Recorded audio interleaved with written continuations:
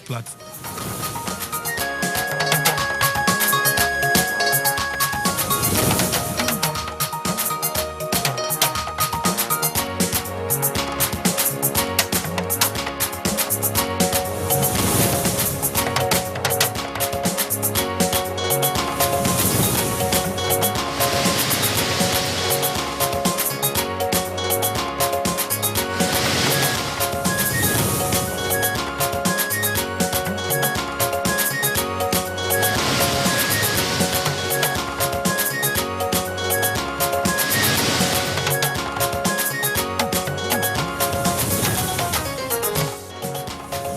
President Buhari restates commitment towards political stability in Benin Republic.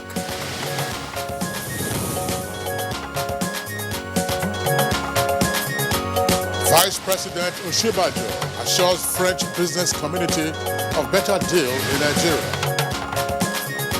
It's a two-way relationship, France, Nigeria, Nigeria, France. President Buhari appoints new NNPC management.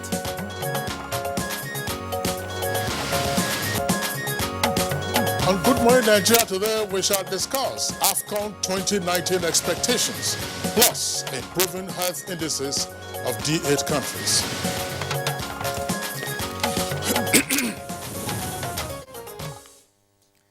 All right, it's Friday. Good day to discuss sports. And of course, in a few hours from now, the 32nd edition of the Africa Cup of Nations, known as Afcon, will kick off today in Egypt. Now, the Biennial International Men's Football Championship is organized by the Confederation of African Football, CAF. That's right, Claire, and the tournament was first held in 1957, and since 1968, it's been held every 2 years. Now, as the stage is set for the 32nd edition of the tournament, sports lovers are obviously going to be delighted watching some 52 matches that will be played by 24 countries. Of course, Kingsley, and as you know, Egypt is host for this year's edition of the tournament. And it was hosted in 2006. That was the last time. And it was also the year that it won the tournament. Well, you know, one of the striking things about the host, that's to say Egypt, is that they have been the most successful in terms of victories at the CAF tournament, that's to say the Afcon. It's won it 7 times. And, of course, that title haul is unrivaled, as we said, anywhere else. The closest to them, of course, is Cameroon, and Nigeria, of course, has also won it 3 times. Yes, and in those times, in 1980, 1994, 2013, and of course, we lost as a finalist in 1984. 1988, I can't remember, Kingsley. Yeah, 2000. And 2000. At the National Stadium in Lagos. And of course, we didn't participate in 1996, okay. 1996, when we were defending champions. And this was on account of political differences that the regime of General Sani Abacha had with South Africa, you know, following some political issues in the Niger Delta area. So Nigeria didn't participate in 1996. And what happened in 2012? I understand we didn't also. Okay, we didn't qualify. Yeah, we didn't qualify. You know, for 2012. That's what played out. But of course, it was a very sweet victory for Nigeria. Excuse me, in 1980, as you said, which was the first time we won the trophy. That was the beginning of the Second Republic with President Alhaji Shehu Shagari in office at the time. And of course, you recall that Segun Odegbami, you know, mathematical Segun Odegbami. Yes, I can't forget. You know, he was, of course, one of the key goal scorers in the final against Algeria at the National Stadium in Lagos. Of course, for the first time this year, we have seen an expansion of the number of participating teams, moving up from 16 to now 24. So the expectations are quite high as to how competitive, you know, the tournament would be in terms of the numbers of persons who are there. And by the way, do not forget that the Nigerian Television Authority, along, of course, with hotspots, will be beaming to you live all the 52 matches of the tournament that will be kicking off today. And I hear there is a comedy component of this partnership. Absolutely. That will be bringing, NTA will be bringing to bear on our coverage of the tournament. And of course, we also do have a second topic, which is fundamental. You have to be in good health, of course. You have to be alive to be able to play any kind of, football. And today on the program, we will also be looking at a different approach. It's called an innovative approach. It's a collaboration between some countries, of course, known as the D8 countries, that have come together to improve their health indices and social protection programs. So this will also form part of our program today on Good Morning Nigeria. So as always, it is our pleasure on behalf of all of us here to welcome you to the last edition for this week. I am Claire Adilabu Abdul Razak. And I'm Kingsley Osadolo. I join my colleague Claire to also welcome you to the program. As always, we are live on the network service of the Nigerian Television Authority. We're right here at the Abuja headquarters studios. And of course, on the course of the program, we will bring you our regular complimentary segments and this newspaper review, business, and others. In the meantime, let's take the morning news. And here is Abdul Malik Adio, our other colleague. Hi, Abdul Malik. Good morning. Good morning, Kingsley, and good morning, Claire. Quite a chilly morning. President Muhammadu Buhari has restated Nigerians' unwavering commitment towards supporting genuine effort at re-establishing political stability in the neighboring Benin Republic. This was when he granted audience to the Beninois lead president, Patrice Talon. Members of the National Economic Council have been tasked to fashion out effective strategies towards lifting the less privileged Nigerians out of poverty and secure the nation's future for sustainable growth and development. President Muhammadu Buhari, who threw the challenge while inaugurating the National Economic Council, said paying special attention to issues of security, education, health, and agriculture is critical towards guaranteeing a peaceful and prosperous Nigeria. The territorial integrity of our nation while confronting the remnants of terrorists, bandits, and other criminals across the country. There must be collective and deliberate efforts by all to improve the security of lives and properties across the country. You can definitely make a difference, not just by assisting the security agencies in your respective states, but also by keenly pursuing policies and programs that forestall communal, tribal, religious, and societal conflicts. The Nigerian economy now looks promising, and investors across the globe are seeing the country as a fertile land for investment. So none wants to be left out. Vice President Yemi Osinbajo, while receiving a delegation of French business community, assures investors of a better deal from government, its agencies, and the good people of Nigeria. For my company is to better understand all about the market, not only the consumers, but the regulation, the right people to know, to facilitate the local settlements of a potential facility, and to put a highlight on the contribution, what is possible for France to do in the dairy sector, and to contribute to the development of this sector locally in Nigeria. Nigeria's initiative of ease of doing business is part of understanding the agencies that are involved, the processes that are involved, and the opportunities, and also to a large extent the responsibilities. It's a two-way relationship, France, Nigeria, Nigeria, France. President Muhammadu Buhari has appointed Mr. Mele Kolo Kyari as the new Group Managing Director of the Nigerian National Petroleum Corporation, NNPC. A press release by the NNPC Group General Manager, Group Public Affairs, Ndu Gamadu, stated that President Muhammadu Buhari also appointed alongside Kyari 7 new Chief Operating Officers. Until his new appointment, Kyari, a geologist, was Group General Manager, Crude Oil Marketing Division of NNPC, and also doubled since 13th May 2018 as Nigeria's national representatives to the Organization of the Petroleum Exporting Countries, OPEC. President Muhammadu Buhari has directed that the new GMD and the newly appointed Chief Operating Officers work with the current occupiers of the various offices till 7th July 2019 towards a smooth transition of the 8th July 2019 when the appointment will take effect to ensure a smooth transition. However, the appointment of Mr. Farouk Garba Said, Northwest, who is replacing a retiring Chief Operating Officer, is effective from 28 June 2019. Now, Office of the President of the Senate has reviewed the appointment of Festus Adebayo as Special Advisor, Media and Publicity to the President of the Senate and decided to rescind its decision on the appointment. A statement by the Special Assistant to the Senate President on Media and Publicity, Mohammed Isa, wished Adebayo the best in his future endeavors.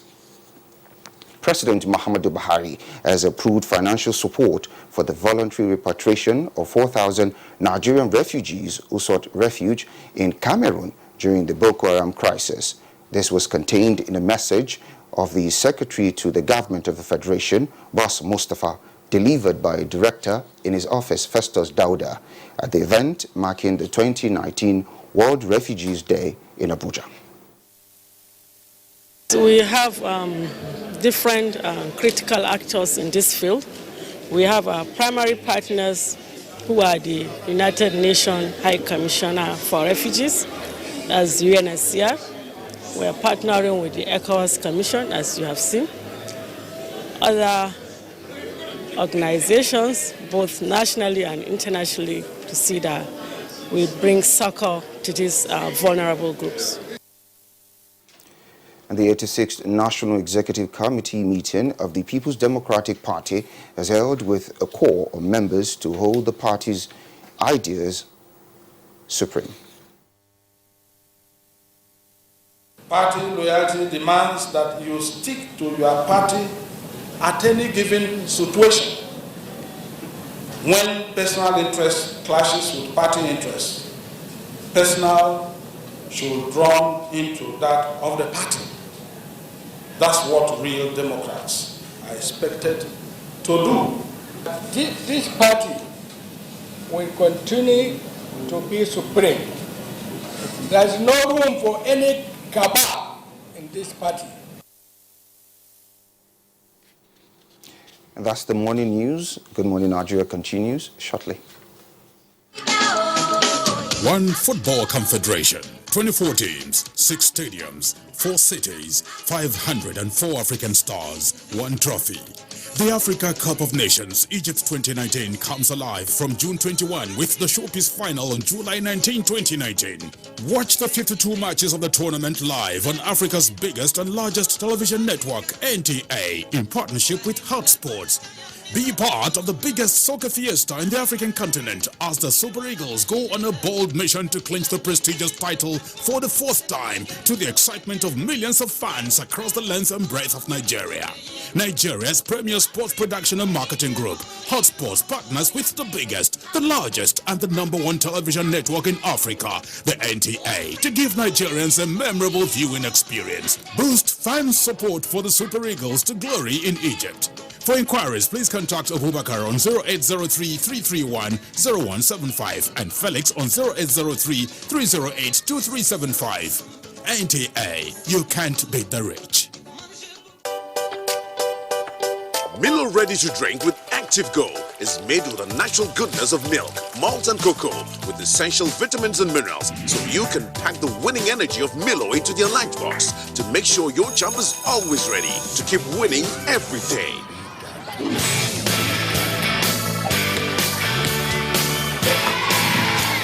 Milo, the energy food drink of future champions. Milo! Milo!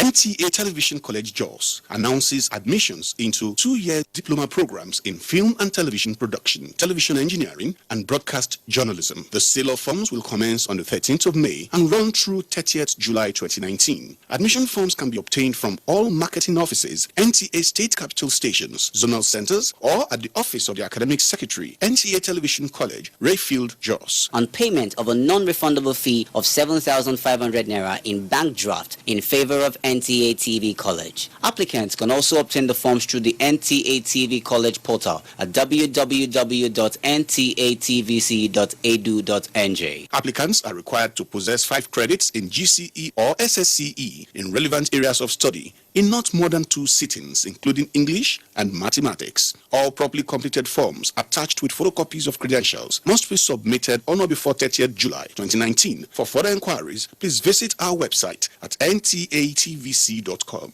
or call 0803 3144 383. NTA TV College, training you to be the best you want to be. Registrar Announcer.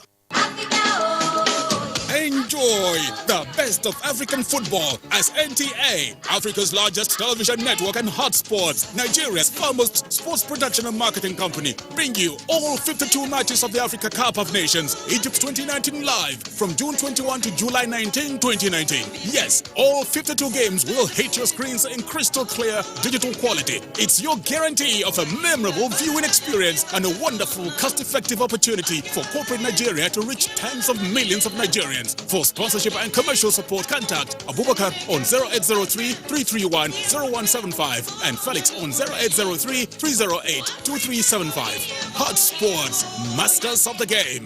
NTA, you can't beat the reach. Preparing for that big day can be somewhat stressful.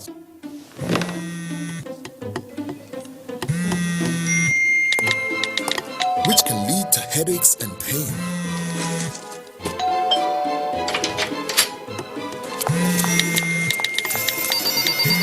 So treat headaches and pain fast with Nurofen Express. Nurofen Express liquid capsules, when taken, starts to dissolve in 1 minute, then goes to the source of pain fast, providing quick and effective relief. Nurofen Express works at the source of pain fast. All right, welcome back. You're watching Good Morning Nigeria. Time to join Comfort Amodu for business news. In its continued efforts towards increasing viability of small and medium enterprises, the federal government has begun financial support services for cooperatives in 109 local government areas through the One Local Government, One Product, OLOP initiative. Diko Umaru Rada, Director General of the Small and Medium Enterprises Development Agency of Nigeria, SMEDEN, at the signing ceremony of a memorandum of understanding to that effect, disclosed that the federal government is giving as much as 5 million naira to the beneficiaries with a flexible repayment plan. The government has given an incentive of 30% out of the total amount of money we are giving for the machinery and the working capital. They are only paying back 70% of the money, and they are paying in 18 months. We have seen that this is a sector that has really contributed up to 50%, more than 50% to the GDP of the country. So they are very important. We should not take them for granted. In our generation, we see that the white-collar jobs are not paying, or in most cases, they are not even available. So we have decided to take this up to some commercial level. It is hoped that all local government areas would be covered in due course. And the market sentiment remains negative following decrease of Nigerian Stock Exchange or share index by 0.02% to close at 29,765.31 points as against 0.15% after the day's trading session. Its year-to-date returns currently stands at minus 5.30%.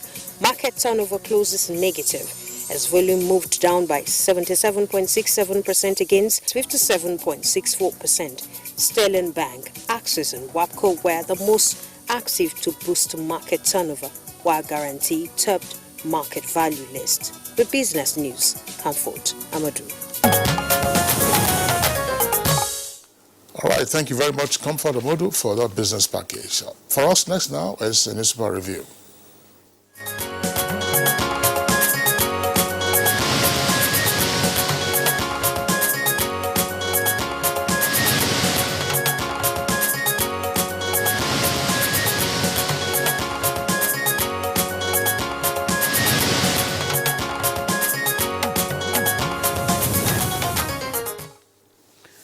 All right, and Bayo Atebe is right here with us in the studio, as always. Good morning, Bayo. Thank you, Claire. Thank you for not reminding me today is Friday. Good morning. It's a good morning, Nigeria. All right, Bayo, good to see you. Let's begin this morning by taking a look at the front page of the leadership newspaper. Below the nameplate says, confusion as two speakers emerge in Bauchi. That's in greater detail on page 2. Afcon 2019 kicks off today amid security concerns. President Buhari appoints Mele Kyari as new NNPC GMD. And the lead story says, with a kicker, President Muhammadu Buhari to governors, enforce free and compulsory basic education. With 2 riders, parents to face sanctions for keeping children out of school. As NEC, that's the Economic Council, moves to prescribe a Almajiri system. Details can be found on page 4.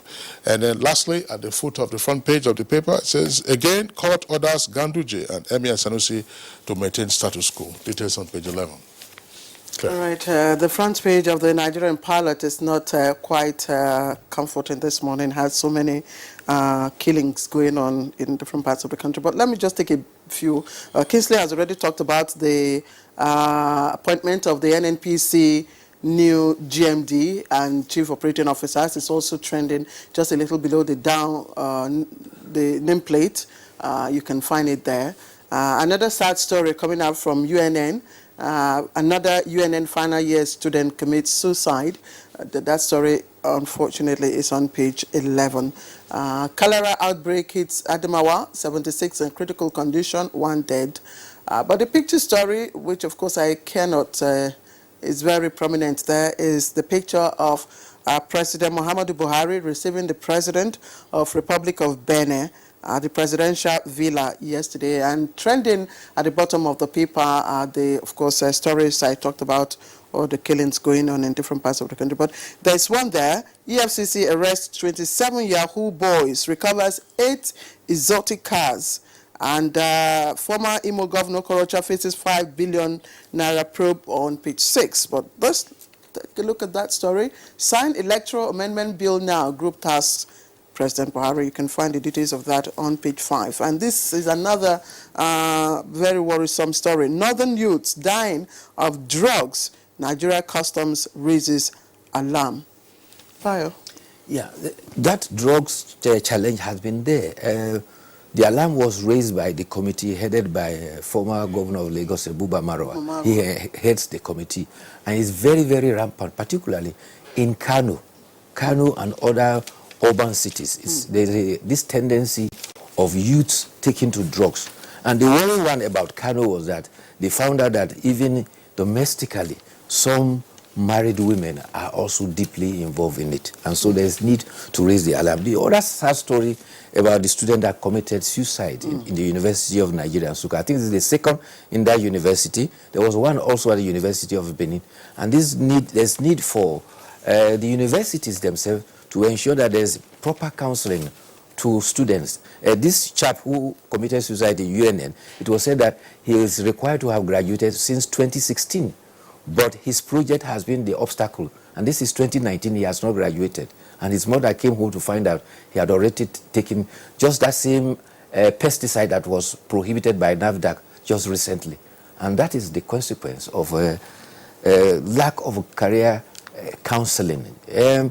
This danger is even permeating to secondary schools. I remember that of recent, some parent-teacher associations at meetings, they've been cautioning parents to be less strict about scolding their children about poor performance in JAM and others, because many of them are getting depressed, and depression is becoming a reality. So there's need to check that. But talking about that, politics, Bauchi State seems to have 2 speakers, and this happened because there has been disagreement, and Daily Trust is reporting that there is a disagreement between the former governor and the current incumbent governor. Initially, the proclamation of the inauguration of the State House of Assembly was put for 17th of June. It was postponed up till 20th. Between that time, the clerk was removed and another person was appointed. The letter for proclamation indicated that the assembly will sit at 10 o'clock. At 6:45 a.m., some members of the State House of Assembly sat, comprising about 8 members of the PDP, 1 member of the APC, 1 member of NNPP, and elected a speaker and deputy speaker. By the time the other members of the APC, who are about 22 in the State House of Assembly, resumed at 10 o'clock, the Assembly had already adjourned for the day. And so they also gathered and appointed their own former speaker as speaker. So you now have 2 parallel speakers. And the indication by the Daily Trust is that they were emulating what happened June 8, 2015, you remember? Where you have the minority providing the leadership of the State House of Assembly. I was going to ask you if there was any antecedent that is given vent to all of this. Yes, of course, that is the antecedent of 2015. Human rights lawyer Femi Falana says 100 aides of Mr. President remain in office despite the expiration of their tenure. He lists the chief of staff to the president, secretary to the government of the federation, and several aides, including the media advisors, that their time for their appointment had expired. He advised that this is promoting illegality. He said, like ministers, all political appointees made by the president during the first term, their tenure had expired May 29, 2019. And you will recall that the vice president joked during the dinner after the inauguration that the Senate president had told him that, look, from midnight of 28th of May, there was no president, there was no vice president, so I am a de facto president. And consequently, all such appointments had expired by May 28th. So there's need to right that wrong, that at least has been pointed out legally.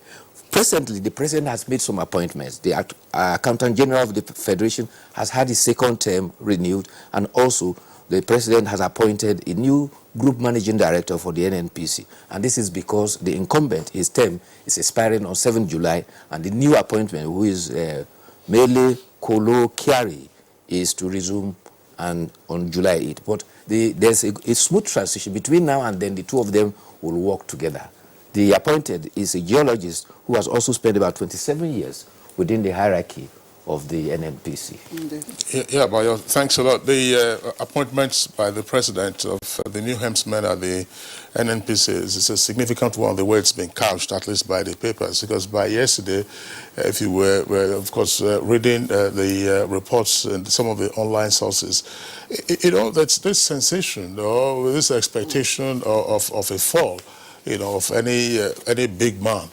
So, President sacks NNPC GMD. It's such 60 years that, it's a fraction of time that he's retiring. But it's been properly couched now that, look, his tenure is expiring and the president is appointing a replacement, without having to wait for a long time, creating all kinds of uncertainties as to what happened. You also saw what happened with regard to the reappointment of the central bank governor. Yes. I mean, well ahead of time, the president indicated that he was going to reappoint him, and he did that. We have also seen what has played out with the Accountant General of the Federation. Well, by the way, I think there's need for clarification. The renewal of the appointment of the Accountant General of the Federation isn't the appointment of a personal aide of the president. No, it's a career officer. Absolutely, yes. It's a career officer. That needs to be clarified. NNPC, they are all career officers, but they are not political appointees. Yes, that's right. All right, let's blueprint, just before we take the editorial.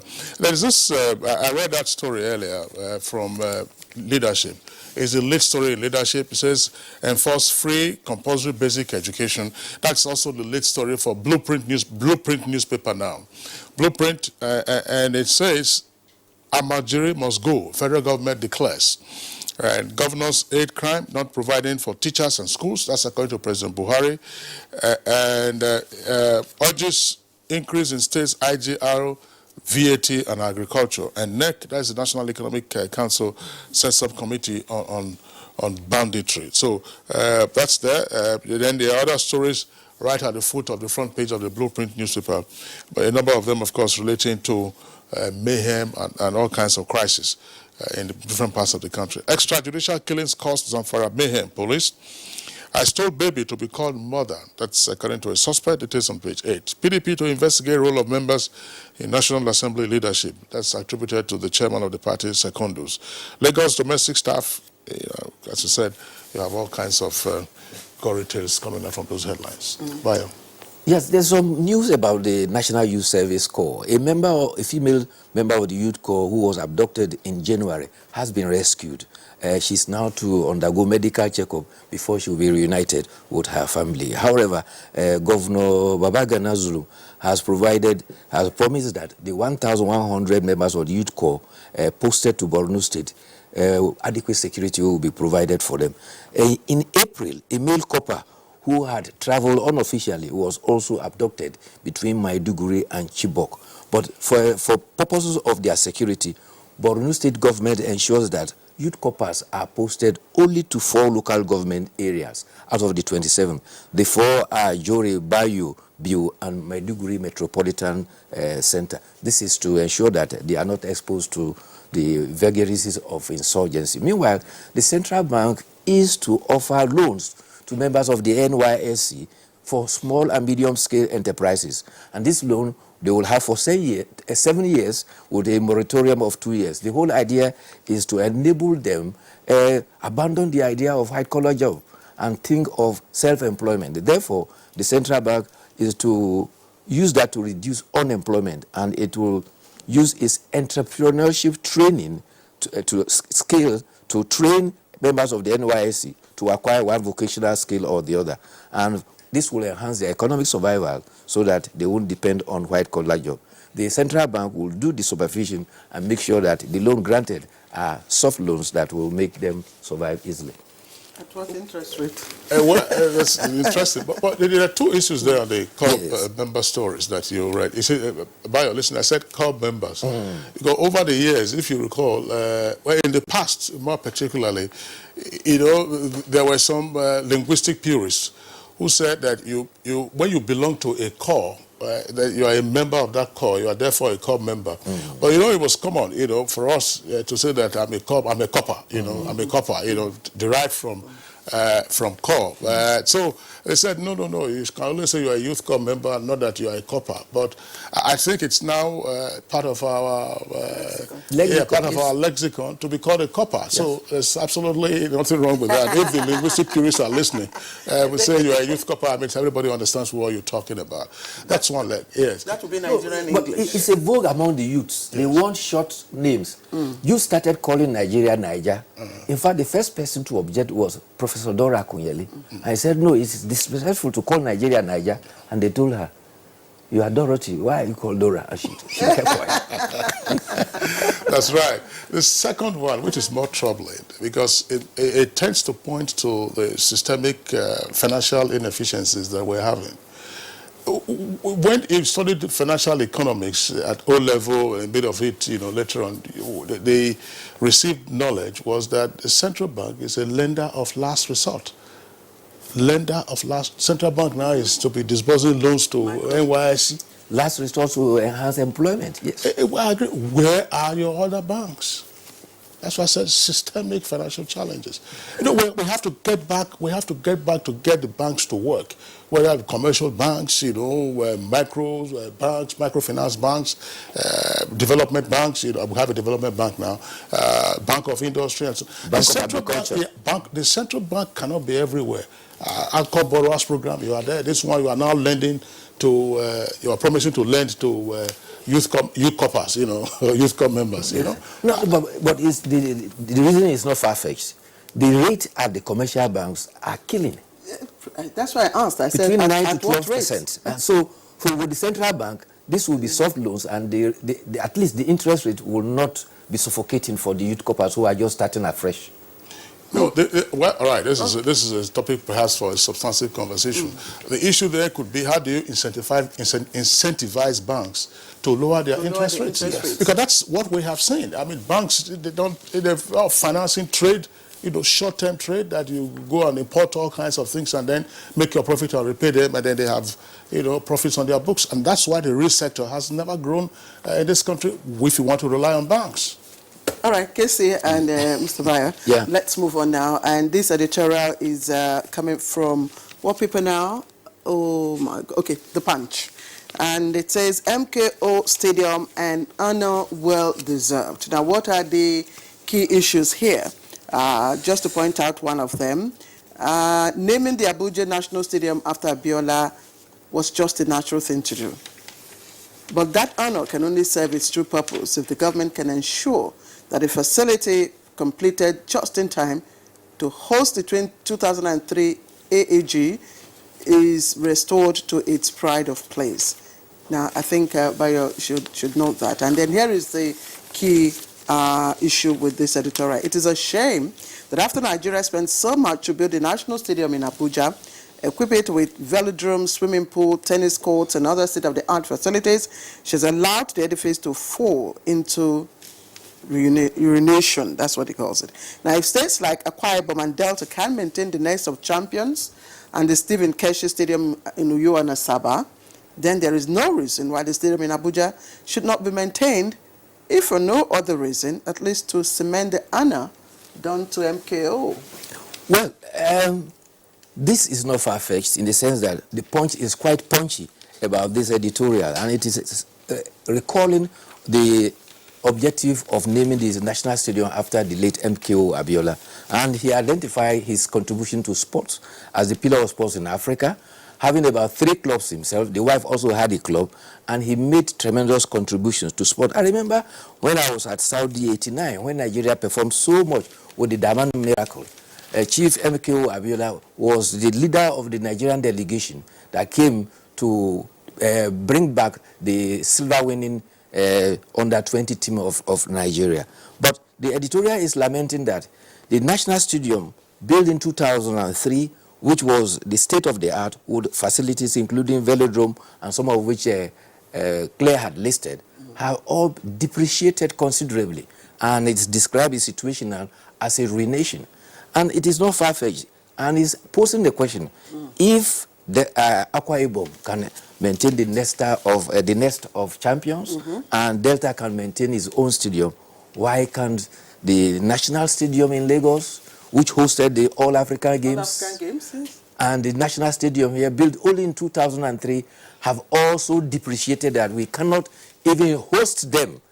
It cannot host major championship and athletics competition. The tartan tracks are worn out, and these two are supposed to be our lead stadiums. And therefore, our culture of poor maintenance is facility management. And the Punch is saying quite punctually that the stadium should be upgraded as a mark of honor for the person it is named after. Very well said, Bayo. Thank you for being with us. We do hope you enjoy your weekend. All right, Bayo, go and have a good weekend. We'll see you on Monday. Today is Friday. All right. This is Good Morning Nigeria. We'll be right back in a short while. Don't go away.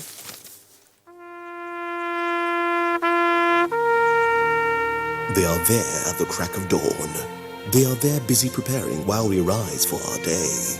They are there silently, guarding, waiting, listening, and watching.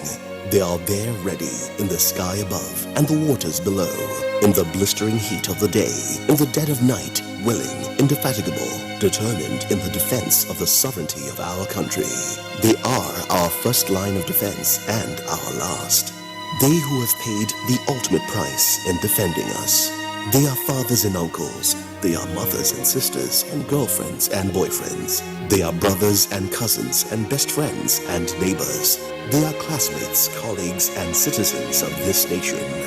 They are our defenders and deserve our respect, our prayers, our thoughts. Nigeria, please support our armed forces. One Football Confederation, 24 teams, 6 stadiums, 4 cities, 504 African stars, 1 trophy. The Africa Cup of Nations, Egypt 2019, comes alive from June 21 with the showpiece final on July 19, 2019. Watch the 52 matches of the tournament live on Africa's biggest and largest television network, NTA, in partnership with Hot Sports. Be part of the biggest soccer fiesta in the African continent as the Super Eagles go on a bold mission to clinch the prestigious title for the fourth time, to the excitement of millions of fans across the length and breadth of Nigeria. For inquiries, please contact Abubakar on 0803-331-0175 and Felix on 0803-308-2375. NTA, you can't beat the rich. Preparing for that big day can be somewhat stressful.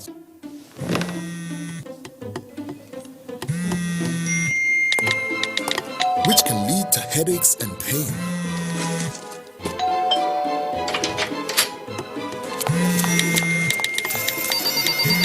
So treat headaches and pain fast with Nurofen Express. Nurofen Express liquid capsules, when taken, starts to dissolve in 1 minute, then goes to the source of pain fast, providing quick and effective relief.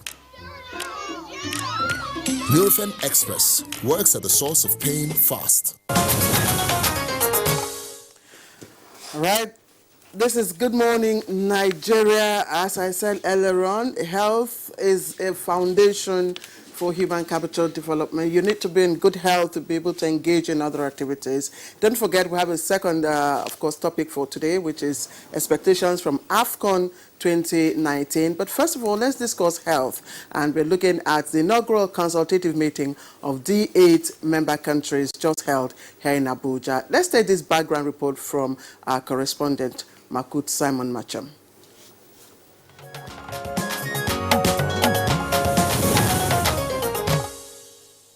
D8 is the acronym for Developing 8 Countries, which came together in 1997 to foster economic cooperation between member countries. The countries include Nigeria, Bangladesh, Egypt, Pakistan, Indonesia, Malaysia, Iran, and Turkey. Together, they share a population of about 1 billion people. Having made progress in areas of cooperation that include trade, agriculture, energy, transportation, industry, and technology, they are now shifting attention to health, an area they say has been less highlighted. The D8 itself, endorsed the need to have the health and social protection program as a stimulant to enhance economic cooperation. Health provides a great support for the other sectors, especially in economy. We have a very success story which we can share in this forum. This inaugural consultation meeting on health and social protection holding in Abuja is an attempt to incorporate health programs into the D8 portfolio. Nigeria is in full support of the initiative, considering the likely lessons and support it can derive from sister countries. The government of Nigeria looks forward to the outcome of the meeting that will be adopted to improve the efficiency and effectiveness of the health system for the better quality of life with assured population development. When implemented as conceived, the program should enable us reach out to the vulnerable and the less privileged in our communities, especially the elderly, the women, the sick, the disabled, and those in dire need of health care and social protection. The D8 platform provides member countries not only with an opportunity to build a healthier nation, but also the chance to explore those economic opportunities and unlock the huge potentials of the private sector in health. Now, at this meeting, members of the D8 countries expect to share ideas of what is working in their health sectors and, of course, what the challenges are. At the end of the day, they hope to entrench best practices so as to ensure that their citizens get the best of health care.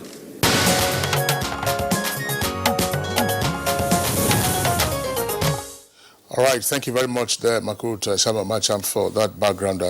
We have with us in the studio to discuss this issue in greater detail, Dr. Ado Mohammed. Dr. Ado Mohammed is the Special Advisor at D8 Organization for Economic Cooperation. He is, of course, the former Executive Director of the National Primary Healthcare Development Agency. Dr. Mohammed, pleasure to have you with us on the program. Thank you very much. Good morning, Nigerians. Okay, now the focus of this undertaking now by the D8 countries is on health and social protection. Why the shift from what we all knew in the past to be the primary concern of the D8, namely economic cooperation? Yes, the shift in focus is due to the fact that in the last 2 decades, since the establishment of D8 itself, because it came into existence in 1997, they venture into agriculture, transportation, trade, and other sectors. And 22 years down the line, they realized the fact that if you have to achieve the objective for which the D8 was set up, which is to enhance economic cooperation between member countries and enhance economic prosperity of nations, the 8 countries, you cannot do that without human capital. You can also not do that without trading. And that was why in November 2018, the Ministers of Foreign Affairs in Antalya, Turkey, agreed that they should establish the Health and Social Protection Program for D8. Because let's also don't forget the fact that health is a very powerful stimulant when it comes to economic growth. There cannot be economic growth without health. You need a healthy nation because health is wealth. And we at D8 recognize that. So the shift now is to broaden the scope of mandates of D8 to also include health. So we've identified some pillars, some areas that we want to work on, but we also wanted to make it different from other intervention because a number of organizations, blocks like BRICS, like G8, they all have their own health programs. But for us, we believe that health cannot be in isolation without looking at wealth creation. So, and that is why we have health and social protection, because there is a correlation between disease and poverty, and there is a correlation between disease and hunger. So we now, coupled health and social protection so that we enhance prosperity. As you enhance prosperity of your citizens, the tendency is that it's not likely they fall ill.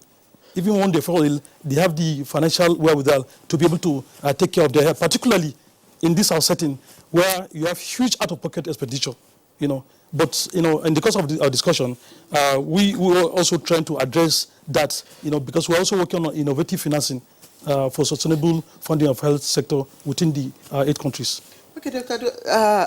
I'd like for you to tell us, let's evaluate the value that this organization, the D8 member countries, have brought to bear in the previous areas of cooperation, in agriculture, in trade, in power, in energy, and all that, for member countries' plans. Can you give us a sense of what value, in terms of value addition, impact?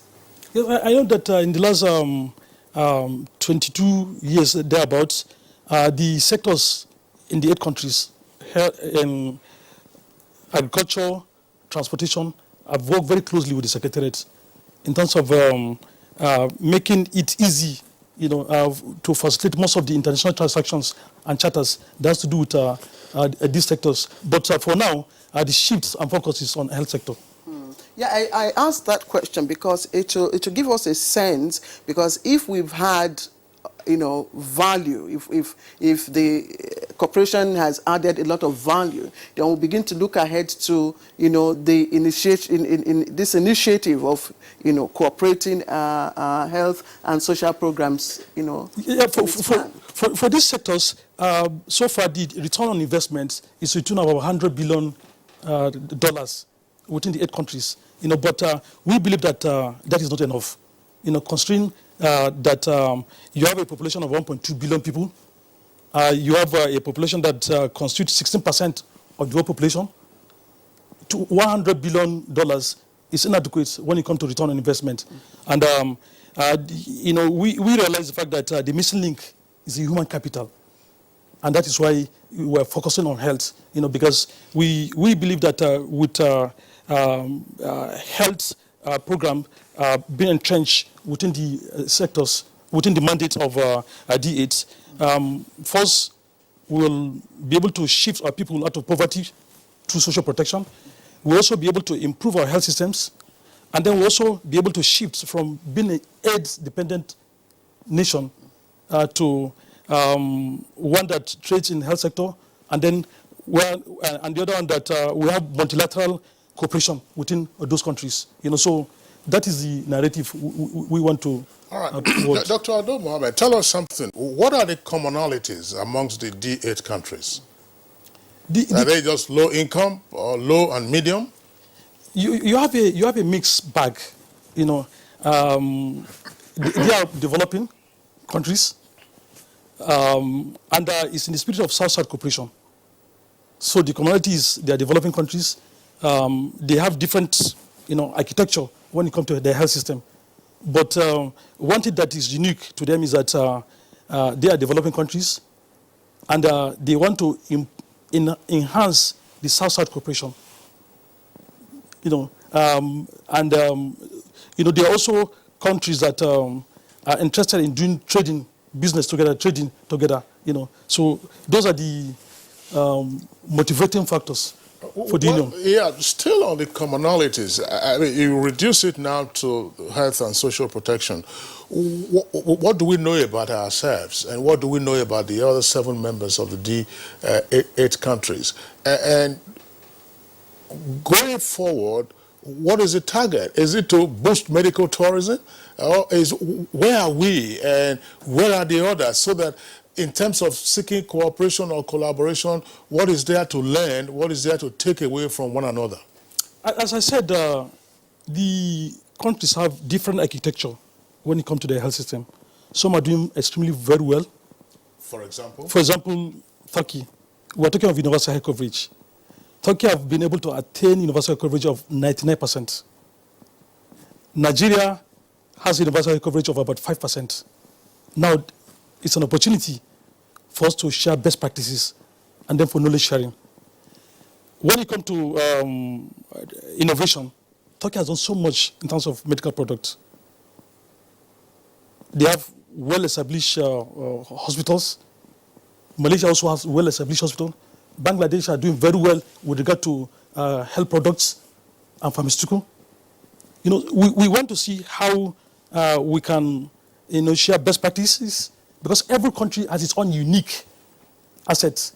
For us in Nigeria, we are doing very well with regard to human resources, even though, we have the midwife service scheme, which was a model, health intervention program, a human resource for health intervention program.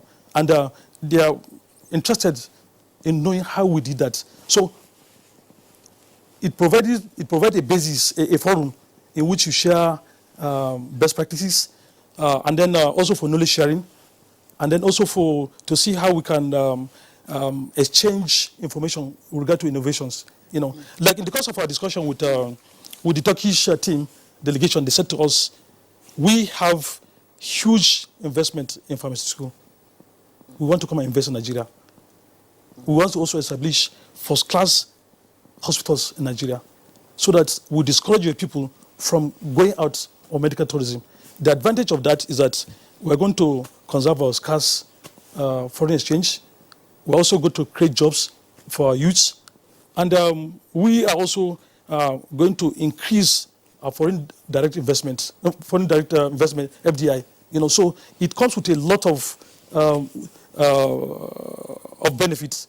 So we want to change the narrative of health being a burden, being an economic lag, to that of health being an investment.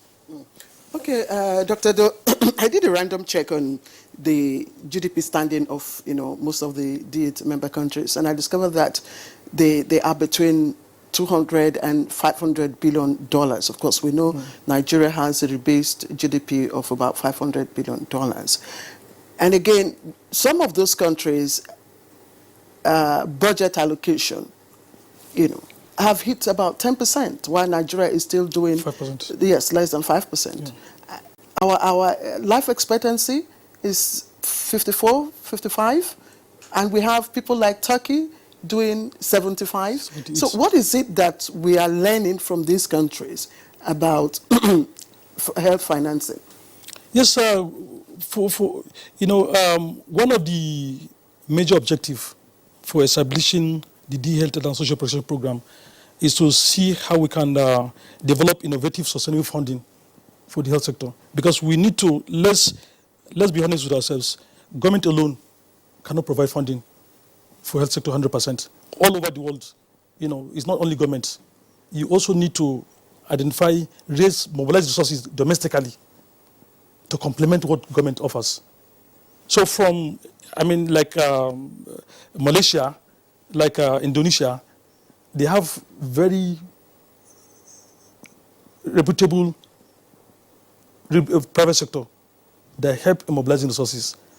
So part of the outcome of this meeting is that we are going to develop a business case, an investment portfolio on how we can mobilize resources using non-traditional sources, because we don't want to depend on donors that are already fatigued. So we have to think out of the box to identify non-traditional donors, and they are all over. You have crowdfunding, in which you can raise funding from travelers on airlines. You can raise funding from airports, donation boxes.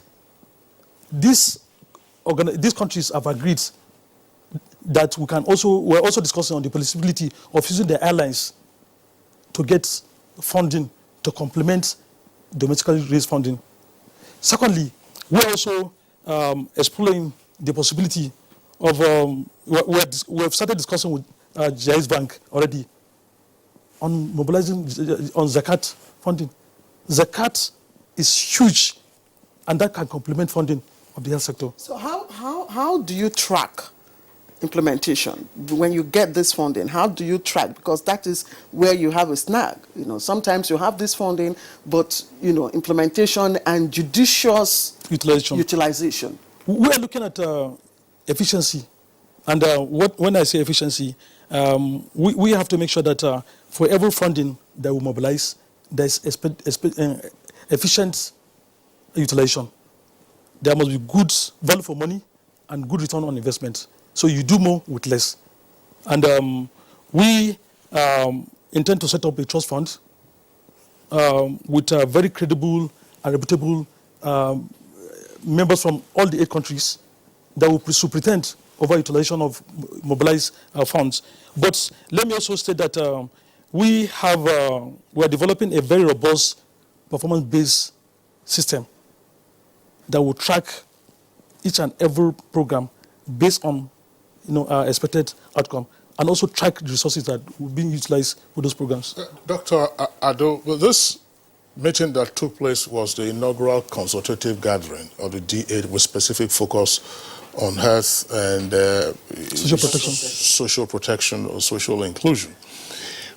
What is each member's responsibility now after the initial consultative meeting with regard to getting in the stakeholders to have a buy-in and then cascade the ideas down? Because you need to deal with investment.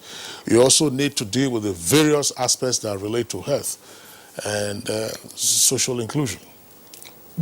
As an outcome of the meeting, yesterday all the member countries agreed that they affirm their commitment to the establishment of the D8 Health and Social Protection Program. Let's not forget the fact that the political leaders in Antalya, foreign affairs ministers, endorsed the initiative. So what the technocrats did yesterday was to reaffirm their commitment towards that, and to also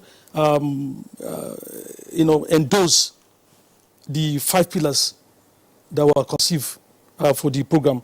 5 pillars in terms of broadening essential services, So we're looking at supporting member countries with essential services, such as nutrition, immunization, and then, maternal and child health, issues.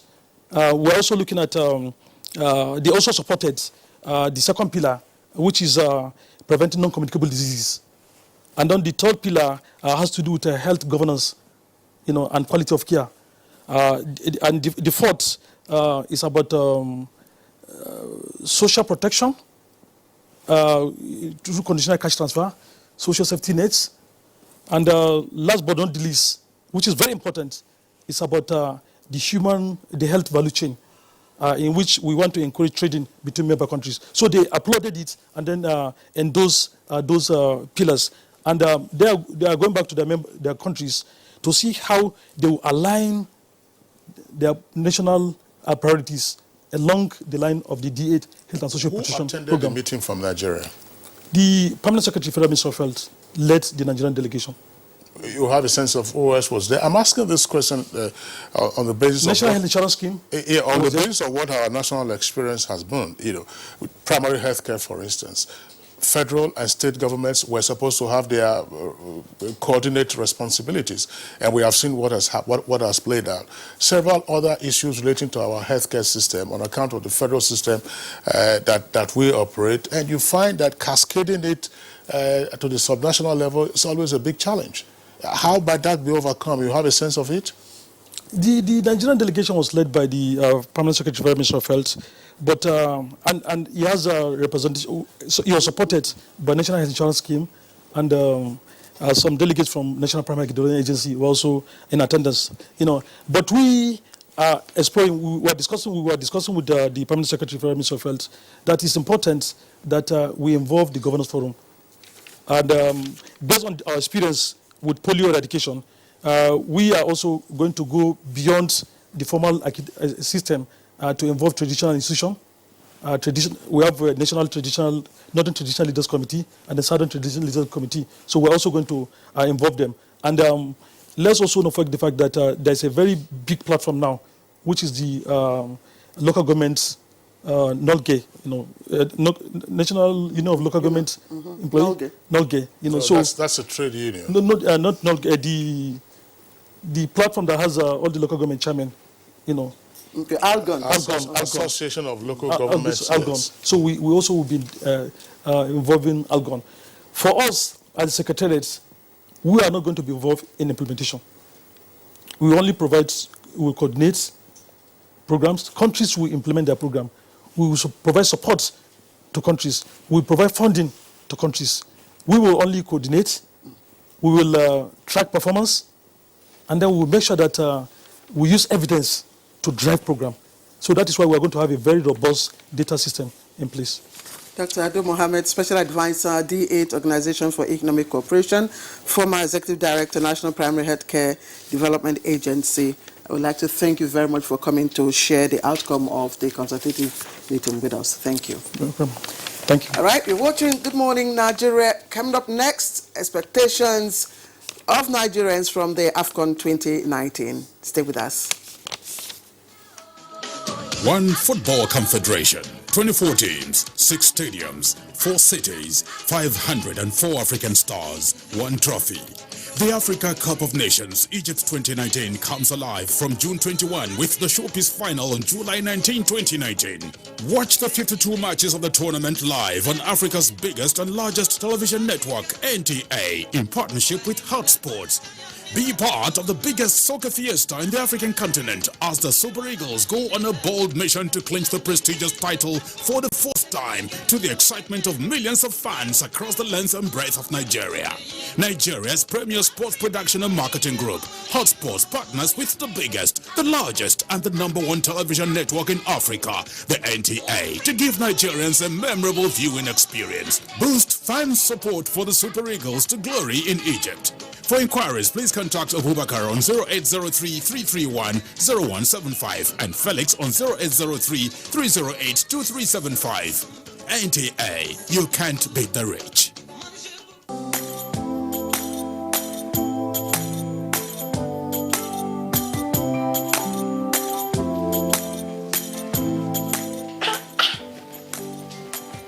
don't you people sell imported materials here? As beautiful as the shop is. Auntie, buying foreign goods does not help our economy. Neither does it boost local production. And the good thing is Nigerian-made products are high quality. And to make Nigeria great again, that is why I only sell made in Nigeria products. Because change begins with me. I'm convinced. Change begins with me too.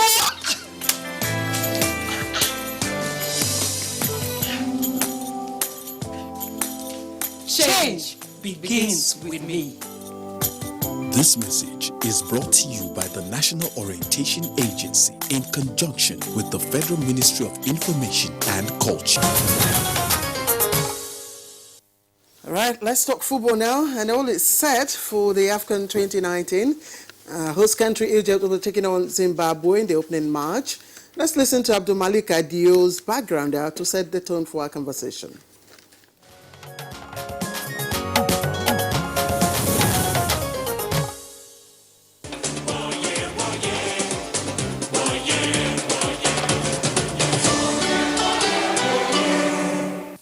One trophy, 24 teams, and 6 stadiums. This is African football at its peak.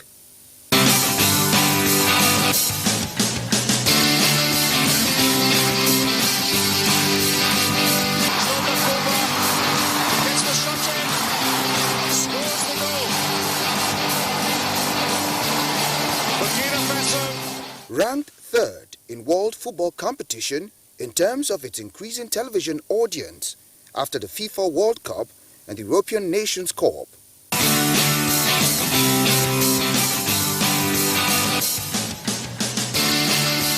For many, the principal charm of the African Cup of Nations is in its unpredictability.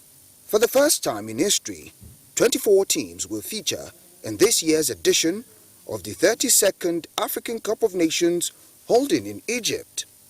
The Confederation of African Football, CAF, also moved the competition from February to June to conform to the timing of what happens in football globally. Experts say this might have an adverse effect on the star players at the European clubs due to fatigue. Excellent strike, Siani. It's his trademark. Set up by Mukanju, and Siani with the equaliser. 2 years ago, Cameroon went into the competition with one of its weakest looking squad in living memory and came out of it as champions. This year, 3 other countries are being treated as the heavy hitters: Egypt, Senegal, and Morocco. Sports pundits say, though Nigeria did not qualify for the last 2 Afcon tournaments, but the last time they did, they won the competition.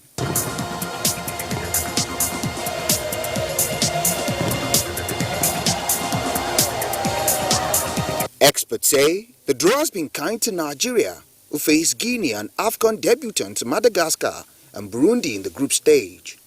With the host nation and most successful team of the competition, Egypt, playing against Zimbabwe and eyeing their 8th cup, the question is, who will emerge the champion? Will our boys show good form and claim their 4th title?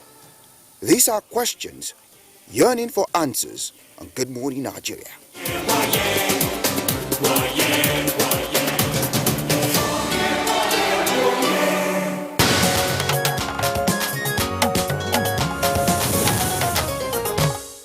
All right, joining us in the studios now to discuss the kickoff of the Afcon 2019. Let's welcome once again Abdulrahman Ibn Muhammad. As former general manager NTA Sports at NTA International, of course, is a sports analyst. Abdulrahman, delighted to have you with us on Good Morning Nigeria again. Thank you very much, Kingsley. It's good to be here once again. Good morning, Nigeria.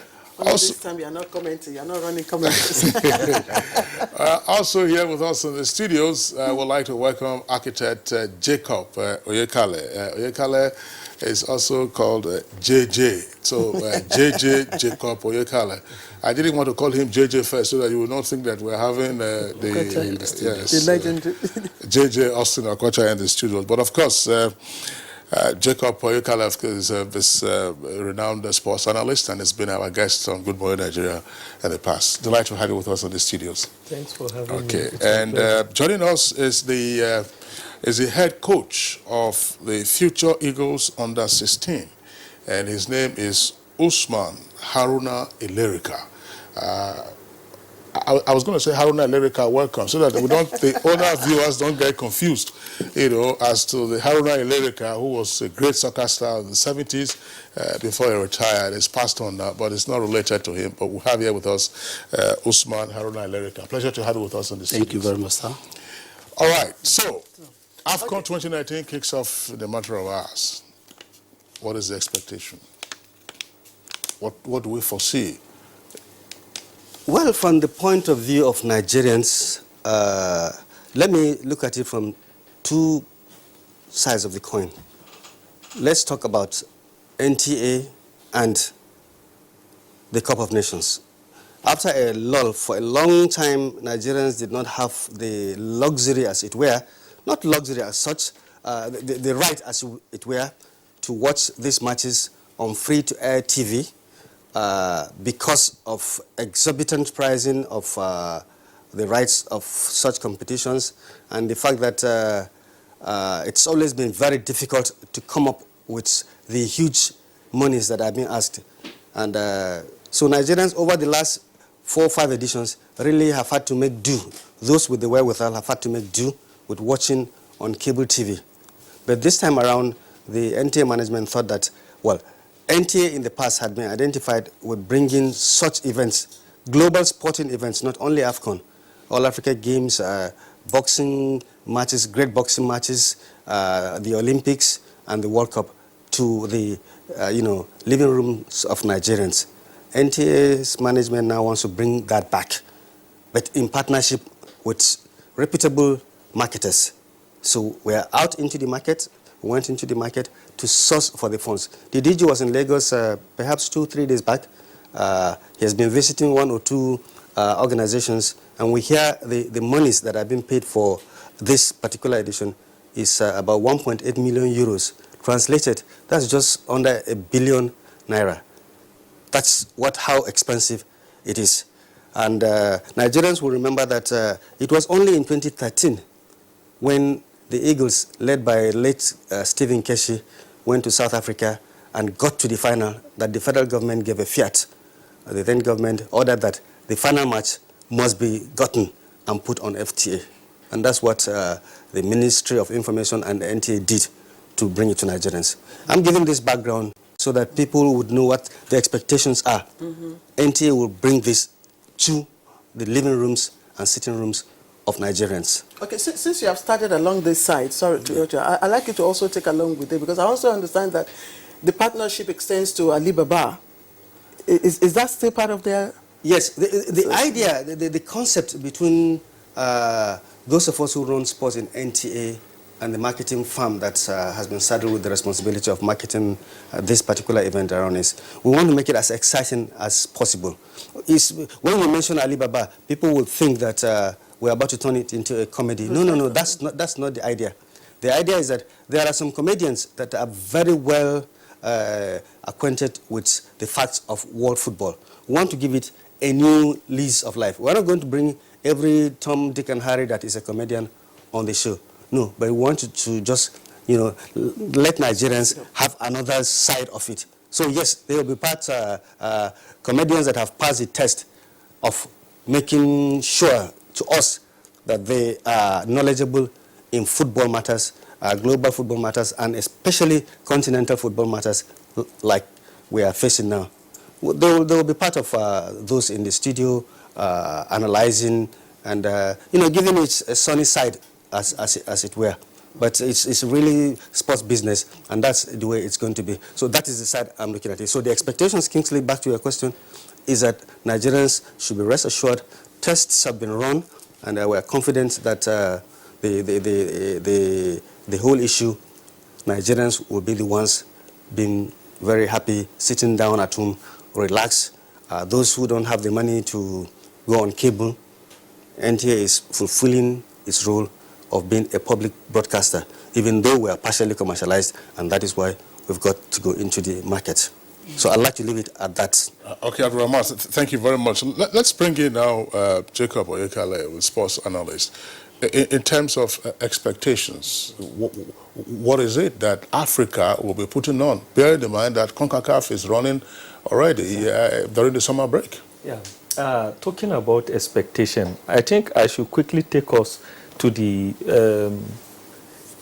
initial point. In 1957, when the maiden edition of the African Nations Cup kicked off, we have 4 countries who were to participate, but because of apartheid, South Africa were excluded, so leaving 3, the host country, which is Sudan, Egypt, and Ethiopia. Egypt eventually won the Nations Cup, as at then a couple of, many African countries were yet to gain independence. And over time, Africa has really developed its game, and before now, the games have been held between January, February. The exceptional case was the one held in April. That was in 1994. That was just the exception. But mostly it has been held between January and February. That is because of the weather of Africa, which is different to that of Europe. But Africa have been forced to harmonize with the European calendar by hosting it in the summer. This is the maiden edition in the summer. Now, the expectation, I will start with that of Nigeria before I go to Africa. Now, after the first and a couple of the first, second, third edition, Nigeria used to be a dark horse. As a matter of fact, before 1973 that we had our national flag, we were known as the Red Devils of Nigeria. But after the green, white, green, we became the Green Eagles. And our first significant performance in football was in 1973, the All-African Games, where Nigeria hosted and won. And by 1976, when we went to Morocco, Nigeria came third. It was a league format. Then, in 1978... could you just rewind a little bit? 1973, yes, Nigeria won the gold medal All-Africa Games. The 2 goals were scored by the policeman Sonny Oyarekwa. In 1976, it was actually held in Ethiopia. Yes. And we came third. Yes. Third. Third. Yes. In 1978 again, we were third. That was in Ghana. In Ghana, we were third again. Now, in 1980, that was the peak when we hosted in Lagos and we won. And from then on, the expectation of Nigeria is win, win, and win. Unfortunately, in 1982 in Libya, we couldn't go beyond the first round. And for the first time, we had a Nigerian coach, Chief Onigbede, that took us to 1984. And he got to the final, losing to the more experienced Cameroonian because he was so adventurous when he took his team of young players because of the performance in 1982. Now, after then, it has been Nigeria must end up on the medals table, except what happened in Ghana again in 2008 when we fall short of the medal. So the expectation has been Nigeria must get to at least the semi-final, and that has been the benchmark of any Nigerian team going to the Nations Cup, regardless of anybody taking Nigeria to the Nations Cup. Now, in 2012, the story changed. We couldn't qualify. And that was because I think the communication gap in the NFF was really a problem. We were leading a match that would have qualified us for the Nations Cup. But I don't know the information given to the players. The player was so anxious to score more goals. At the end of the day, they left their back exposed and they conceded the goal that ultimately nailed them from going to the Nations Cup. 2013, after we tried to switch our own calendar to the odd years again. We went to the Nations Cup with Coach Stephen Keshi, the first Nigeria to win as a coach and as a player. We won, and after then again, it was hibernating. We couldn't qualify for 2015 and 2017. Now, after missing the Nations Cup, 2 good editions, what should be the expectation of Nigeria? It's just like that proverbial ram that has gone on reverse. When coming back, it comes with full strength. What Nigeria expects now is nothing but a very good performance. And a good performance for now, I should be objective, is getting to the semi-finals. I wouldn't say they must win the cup, but getting to the semi-finals. Then the expectation about Africa over the last couple of years. What we'll do, Claire, let's pause him there. Yes, because charity begins at home. We said expectations, you broadened it to Nigeria and Africa. We'll come back to the African leg in terms of the expectations. Perhaps Usman Haruna Ilerika, Claire might have a question for you. Yes, Usman, he has, given us a hint of what he believes should be the expectations of Nigerians. But I also would like you, in giving your own view, just oppose it with what the coach, when he was speaking to one of the foreign media, sports program, he said, look, I'm not too, my ideology is not winning this match, because of the bundle of players that I have. So is it downplaying on our chances of getting to the finals? Yes. Let me first of all make myself as an example.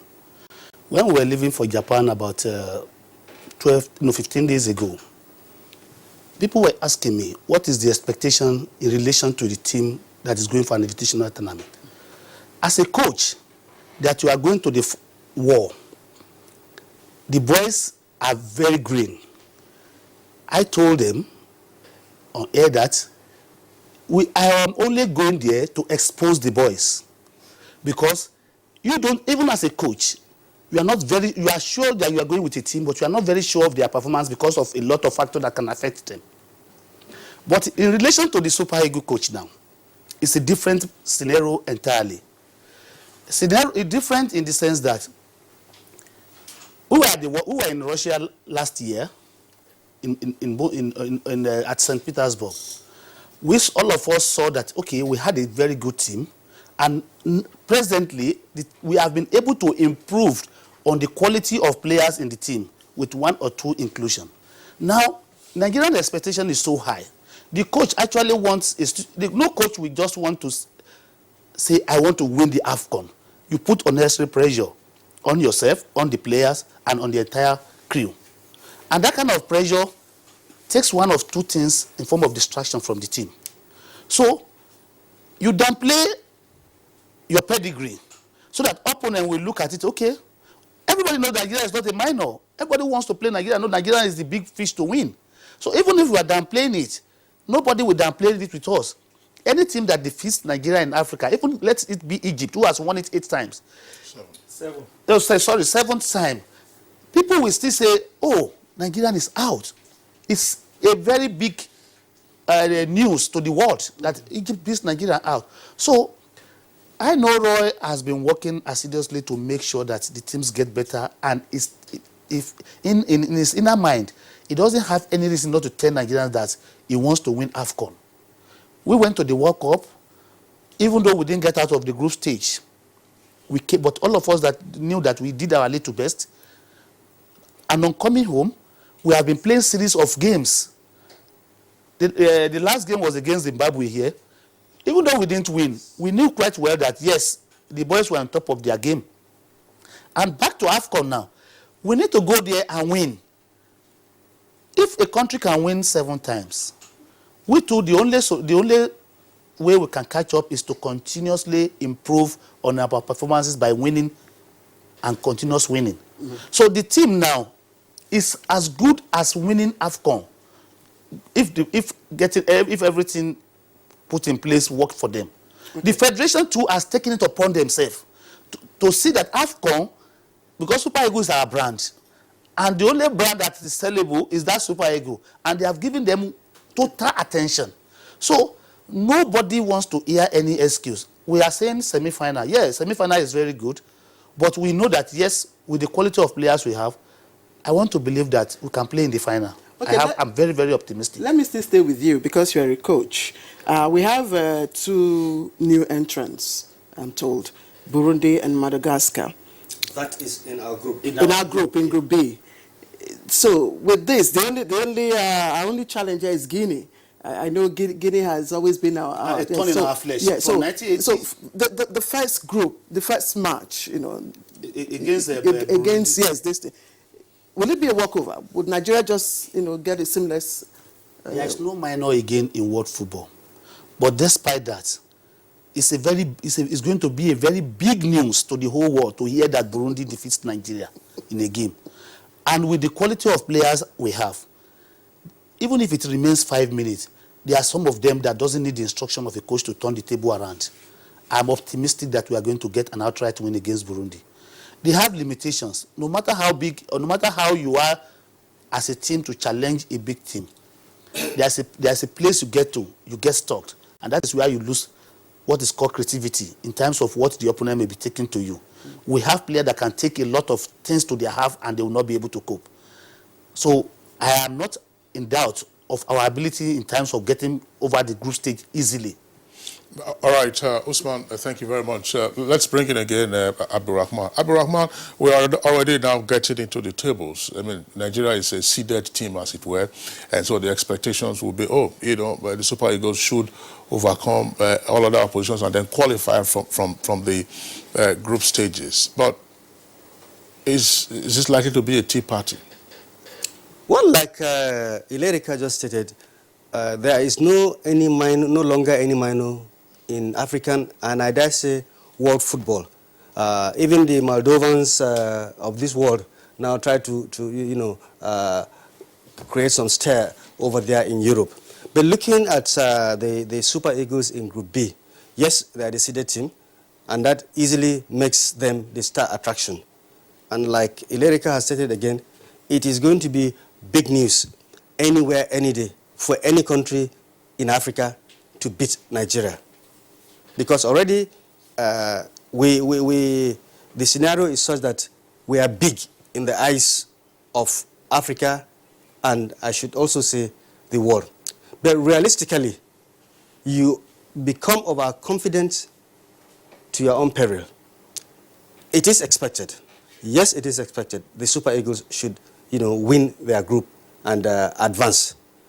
When they advance, and if they do advance, what happens next is left for, we can only conjecture. But looking at it, Guinea, which has been a thorn in our flesh right from 1980, one remembers the duels that the Super Eagles, the then Green Eagles, had with them, with Henry Nwosu at one point in time, saving us in a World Cup qualifier in Lagos. Yes, the Guineans, they have been kind of also in the doldrums like we have been. But Madagascar and Burundi are not going in for a tea party. Realistically, they should be there to learn the ropes, being their first outing. But to me, and I want to quote Oyekale here, we have been in the doldrums for 2 years. We did for 2 editions. We did not qualify. In fact, part of the problems we've been facing while acquiring these rights and trying to sell the rights is that the advertisers don't have an immediate picture of what the Super Eagles are capable of doing because we missed out on 2 occasions. The only reference is our players, who is playing where and what is the pedigree of that player playing where. And I will be honest with you, I think we're coming a little bit short compared to some of our other countries. We lost, we didn't lose, we drew with Zimbabwe, but a lot of fans would think that we should have strolled over the Zimbabweans when we played them in Asaba. And of course, that was a rain-soaked match. Rain-soaked match, so it's difficult to really come to grips. But we did play Senegal, current #1 team ranked in Africa, in our last friendly, and we lost. Maybe you could say that is going according to the rankings going according to form. But I want to tell you that that result should not deceive anybody. If we look back at history, before our team went, our under-23 team, I think, went and won the Olympics gold medal in Atlanta in 1996. They played a friendly, I think, against Benin Republic. Is it Togo? Togo. And we lost scandalously by 5-1. And a lot of people are saying, But, you know, sometimes coaches don't put all their best eggs in this kind of thing. Maybe it's a device to ward off the eyes of keen rivals and keen competitors. But I do think, in the final analysis, that we've got a couple of players that can dictate the pace and change the pace of a game without even the coach needing to pass instructions. We should go through Group B without dropping much sweat. All right, you're watching late. I beg your pardon. Good morning, Nigeria. We'll quickly take a short break. When we come back, we'll, of course, go into more details. Don't go away. One Football Confederation, 24 teams, 6 stadiums, 4 cities, 504 African stars, 1 trophy. The Africa Cup of Nations Egypt 2019 comes alive from June 21 with the showpiece final on July 19, 2019. Watch the 52 matches of the tournament live on Africa's biggest and largest television network, NTA, in partnership with Hot Sports. Be part of the biggest soccer fiesta in the African continent as the Super Eagles go on a bold mission to clinch the prestigious title for the 4th time, to the excitement of millions of fans across the length and breadth of Nigeria. Nigeria's premier sports production and marketing group, Hot Sports, partners with the biggest, the largest, and the #1 television network in Africa, the NTA, to give Nigerians a memorable viewing experience. Boost fan support for the Super Eagles to glory in Egypt. For inquiries, please contact Abubakar on 0803-331-0175 and Felix on 0803-308-2375. NTA, you can't beat the rich. Fake news which is shared for malicious purposes is a danger to our peace and security in Nigeria. Misinformation as fake news is a serious threat to our hard-earned democracy and promotes hatred and misunderstanding between our communities. We are all responsible for stopping the spread of fake news in its tracks. So, always check the source and credibility of any news item. Say no to fake news. This message is brought to you by the Federal Ministry of Information.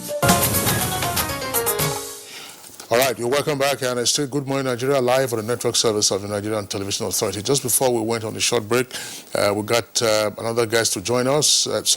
While we were on the short break, rather, we had another guest joining us. It's Bumi Haruna. So we have 2 Harunas with us in the studios this morning, Usman Haruna Ilerica, and then this is Bumi Haruna. Both of them are coaches. Yes, Bumi Haruna, who is just joined us, is assistant coach of the Under-17 Golden Eaglets, also a sports analyst. Pleasure to have you with us. It's my pleasure. On Good Morning Nigeria. Tell us something. We're talking about expectations from Afcon that begins today. Expectations are always high in Nigeria because we've played our way to become one of the top teams in Africa. So when we go to such competitions, for Nigerians, it's all about winning. You know, whether it's under 17, under 20, you know, Nigerians believe they can do anything. And for example, the Afcon, we are the 3rd best team in Africa according to FIFA rankings. So Nigerians will expect you to go there and win. But at a competition, if you want to win, a lot of things, you know, will be considered. And these things are very key to winning competitions. You know, the psyche of the players, are they well taken care of? You know, bit by bit, do they peak at the beginning or they peak at the right time? You might have the best players. You saw at the last World Cup, the Germans were defending champions, but they were knocked out in the 1st round. So your team will need to peak at the best time. If we wumble, then win against Burundi, don't worry, it's still early. If we find it very hard to beat Madagascar, but eventually we get the point, it's still nice. I want the Super Eagles to peak at the right time. Semi-finals, quarter-finals, when you really need to have your full strength. all in all, they are one of the top teams in Africa. But my issue is this. We've been out of the Nations Cup for 2 editions, and experience is very vital. Right now, we have just about 3 of those players that won in 2013 still in the team. The experience of this series is very vital, but I don't think it's enough. Perhaps if we had participated in the last 2, then we would have been like serious favorite, to win this. Then players like Wilfred Ndidi would have had experience, at the Nations Cup. But right now, these guys are making their debut at the Nations Cup. For players, I listened to Mikel, the captain of the team, recently, when he said a lot of the players are making their debut at the Nations Cup. And, experience is very vital. Sometimes, the players will just be happy to, okay, I'm just happy I want to play. But there are some that have been there before that know that it's not enough for me to just be happy to be there. I want to win. So these are the mentalities we need to take into cognizance while we're going there. But for average Nigeria, I have no issue with them for wanting to win. Yes, we're a top team in Africa, but it takes just wanting to win for us to win. If we get to the semi-finals, I would say we are okay. What has experience got to do with it? Well, we are the biggest extravaganza at the World Cup last year. That is immaterial? It's not immaterial, obviously. We just like every other country, we crashed out in the first round. That's to tell you all African teams are almost at the same level. Playing at the World Cup is a huge experience, and the performance of I was reading a write-up yesterday where they said Ahmed Musa is the most dangerous player we have in the Nigerian national team. I think that has to do with his performance at the World Cup. You understand? So that's important. When you play against countries, they look at the players that are dangerous. They count Ahmed Musa, John Obi Mikel. He has experience. So playing at the World Cup, it also adds to it. So I think it also helps our ranking. That's why we are ranked, one of the 3 best teams in Africa. So this experience, it counts. And also John Obi Mikel, who has won before and has also won several international competitions, the Champions League, the UEFA Europa League. So it comes with a lot of advantages having players like this. Okay, I know that Nigeria, we have a knack of playing ourselves into very dangerous positions before we qualify, and it gives a lot of people, you are worried and concerned, and there's this anxiety and all that. What attitude do you think Nigerians should, have in this first match tomorrow?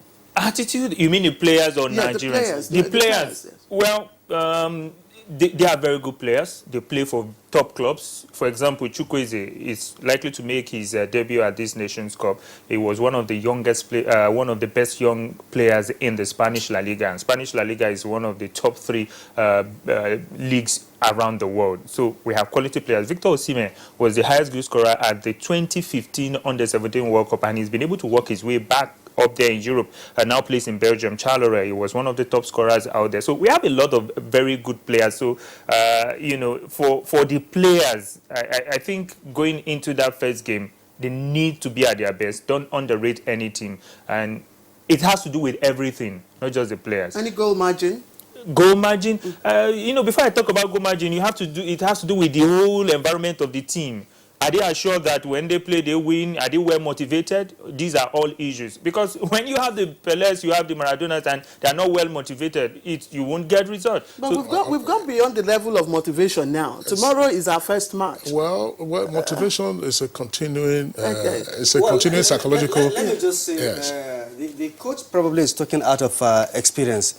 But I would imagine the present NFF setup that we do have, Amaju Pinnick, NFF president, is the number 2 man in CAF. So he has got bags of experience, and they should have put in place motivational requirements for the team. If you do this and this, this is assured. If you do this and this, this is assured. Because in the past, like you tried to say that Nigerians, our teams have a knack for playing themselves into difficult situations. Perhaps even our administrators. We've had embarrassing situations where players would, maybe down tools, as it were, before their rights are given to them. Your team, I understand, we're also part of this kind of situation. No, was it the under-20 team? The under-20 team. They refused to leave their hotel because the packages, they were not sure if they got back here. Only 2-3 years back, our girls won a competition. They had to be, pleaded with to come in. They protested. They came in here. I think it took the intervention of the presidency. And I do hope that that intervention from the presidency would have, been the right act, as it were, to those, controlling our football. Abdulrahman, so it is clear that from time to time you need intervention from upstairs to get some of these things working, because there are all kinds of governance issues that will arise. And we do hope that that will not impede the performance of the Super Eagles. But back again to JJ Oyekale, we're talking about expectations from Africa and of Africa. Is Africa likely to put on a good show? Definitely. If you look at the legion of players plying their trade in Europe, definitely Africa is going to give a world a spectacle. And one thing we've not even mentioned since is that this is an expanded edition of the Nations Cup. It is no longer what it used to be. So we have 24 teams now competing. And for the first time, we'll be having a second round before you get to the quarterfinals. Initially, after the first few editions, we have 8 teams competing up till 1992, when we expanded to 12. And after that, we expanded again to 16. Now, this is the first edition we'll be having 24 teams. And having 24 teams where you have African players that have really, plied their trade in Europe and they've really done so well. Liverpool are the current champion of the European Champions League, and they have the complement of Mohamed Salah from Egypt, who is not just a part player in the team, but one of their main players, if not the main player in the team, scoring 22 goals in the Premier League and a couple of goals in the Champions League. Sadio Mane is another key player for Liverpool. He will be playing for Senegal, ranked #1 team in the world. #1 in Africa. In Africa, rather, sorry. Then, Kalilou Koulibaly from Senegal, too, is one of the highest rated defender. He's rated at about £85 million now. He is from Senegal, one of the best defender you can see. Ajax team that perform so marvelously well that endear themselves to the world has a Moroccan that is engineering their midfield and attack, who is really playing so well. So, by and large, if you look at the Spanish La Liga, you have African players there that have really played their trade. There is this man, Thomas of Ghana, playing in Atletico Madrid for Diego Simeone. He has really proved his mettle. In the English Premier League, you have a whole lot of Africans plying their trade there.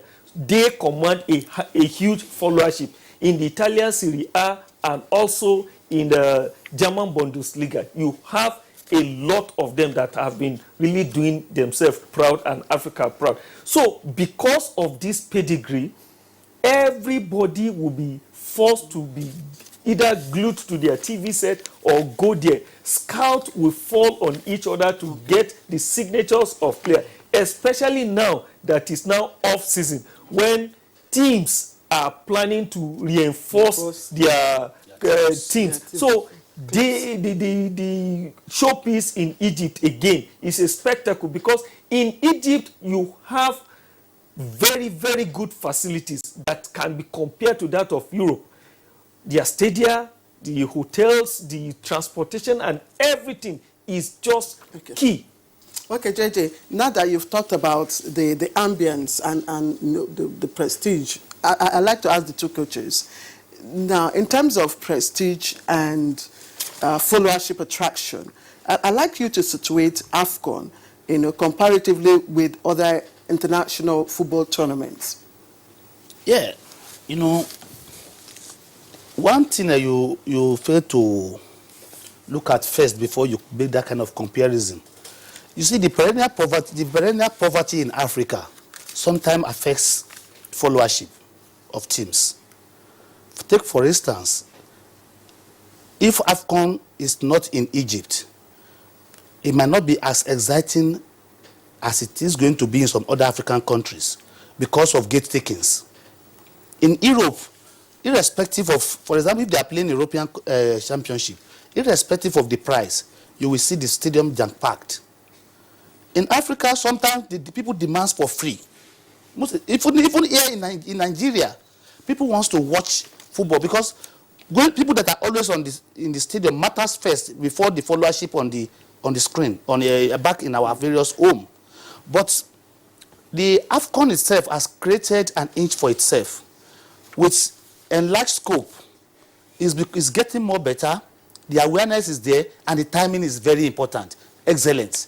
There is no any European competition now. Whether you like it or not, you have to sit down and watch Afcon. That's right. That's the point I want Abdurrahman to come in again. You know, JJ Oyekale has already given us, some historical background and then some of the new facts.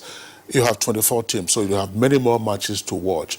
How gripping is this likely to be as an entertainment spectacle for all those? It's a rainy season here in Nigeria, so you want to be indoors to watch this and then get yourself and the family around the tube.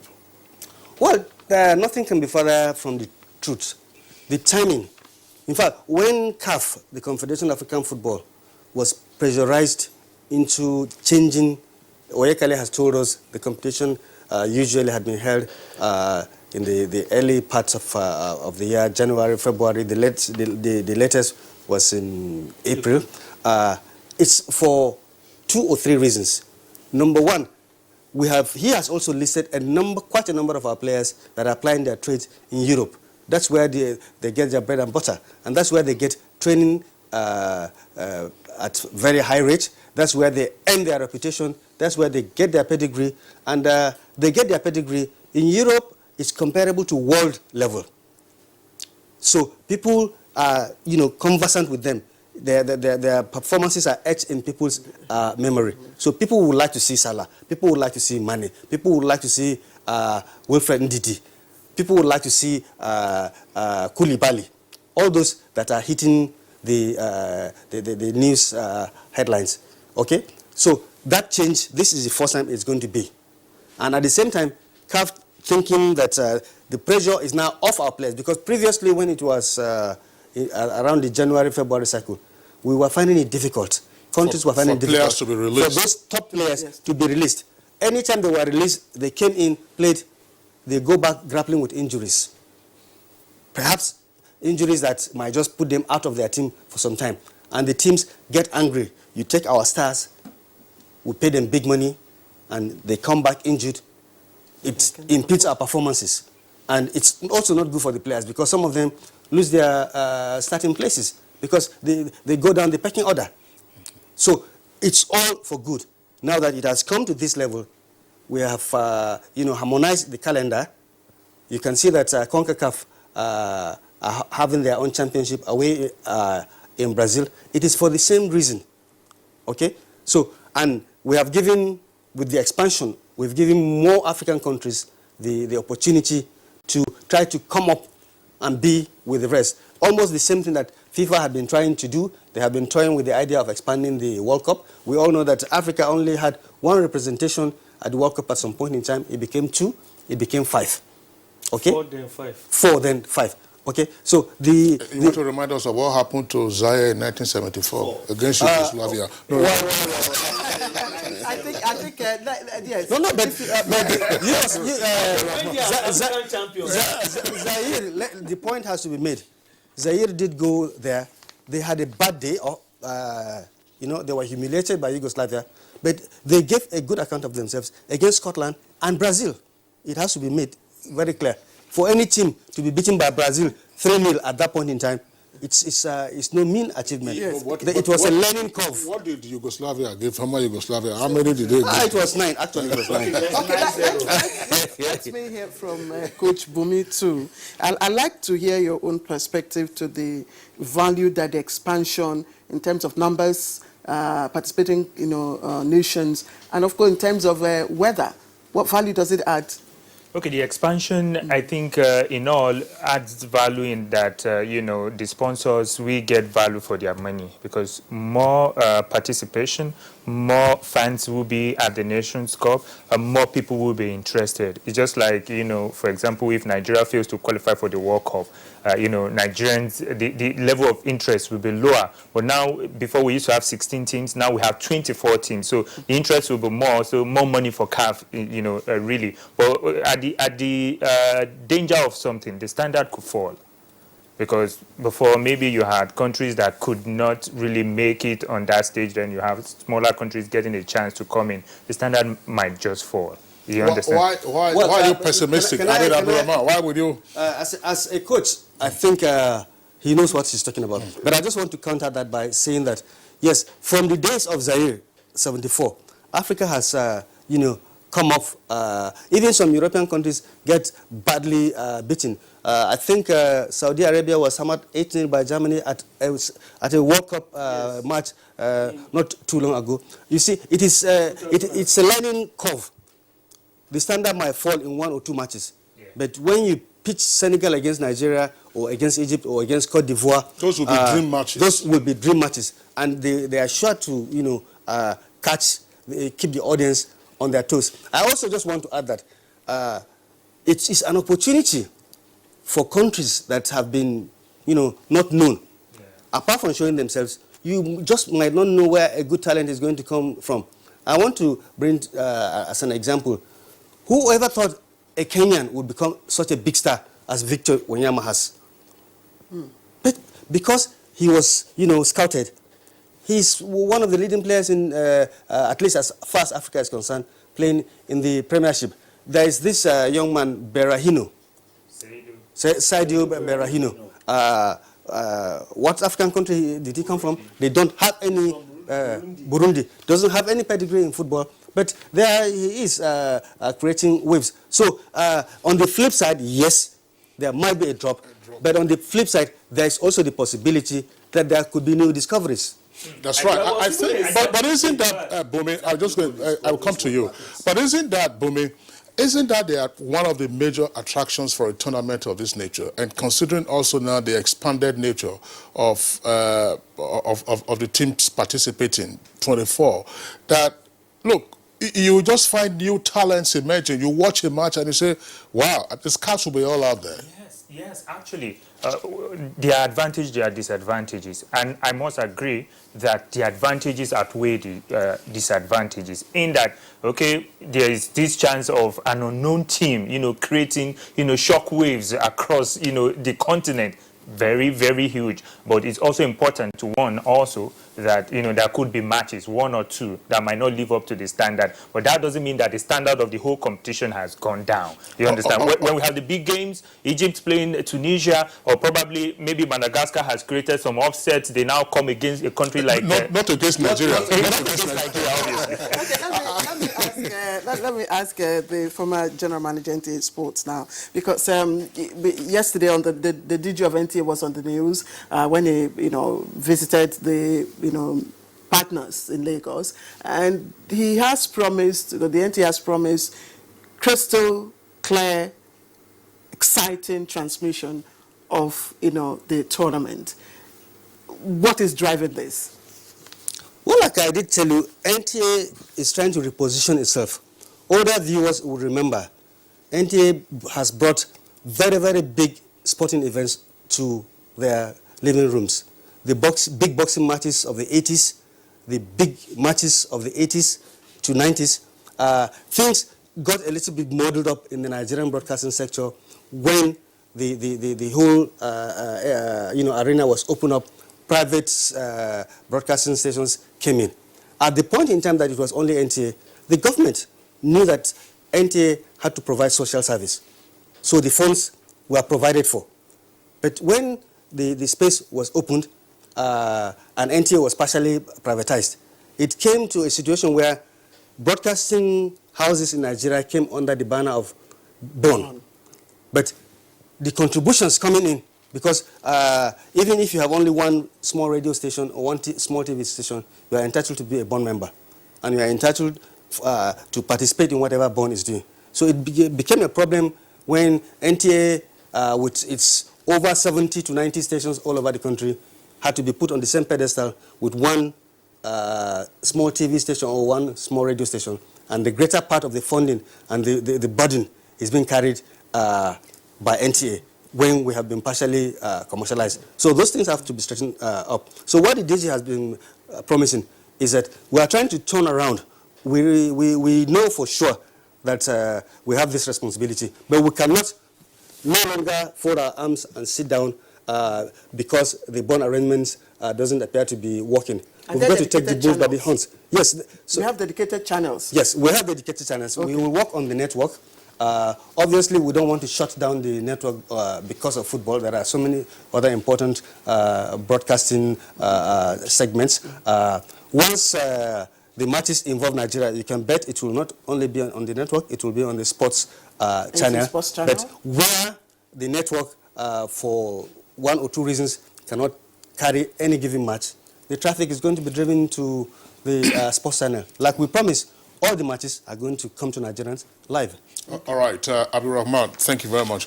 Oyekale, I said I was going to come to you. Two issues I want you to address very, very quickly. One, for the benefit of our viewers, just explain again the difference between Afcon. This would appear now to be the top drawer competition on the African continent versus the ones played by the so-called home-based players that do not permit of those who ply their trade in the top leagues. That's one. Second aspect, we have seen the intrusion of technology into officiating. What should we watch out for in this tournament? Because there have been controversies. You saw what happened to the Super Falcons against France. You know how a referee, analysts would say, mismanaged. One opportunity. That nearly cost us our qualification for the next round. Okay. Let me start with the first question you asked, the Afcon. Now, initially, when the Nations Cup started, it was just African Cup of Nations and every player could play. But the exodus of players to Europe has seen it that most of the countries that qualify for Afcon are being represented by players from various European leagues, even some from remote leagues, thereby limiting the opportunities of the players playing their trade in their local league in Africa.